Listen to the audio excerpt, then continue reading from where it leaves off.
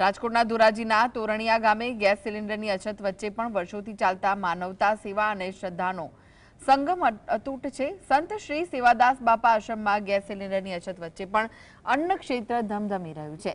લાકડાના ચૂલા પર બનતા ભોજનમાં મહેનત વધારે લાગે છે, સમય પણ વધારે લાગે છે, છતાં સેવા યથાવત છે। કોઈ સેવકો લાકડું ભેગું કરે તો કોઈ રસોઈ બનાવે તો કોઈ ભક્તોને પ્રસાદ પીરસે છે। આમ સેવકો પણ ગેસ સિલિન્ડરની અછતને લઈને પરેશાન થયા વિના ચૂલા પર ભોજન બનાવી ભક્તોને જમાડે છે। ત્યારે અમારે જે ગેસની અછતના હિસાબે અમે ચૂલું તાત્કાલિક બનાવી અને લાકડા પર રસોઈ બનાવી છે। અત્યારે અન્નક્ષેત્ર અમારું ચાલુ જ છે।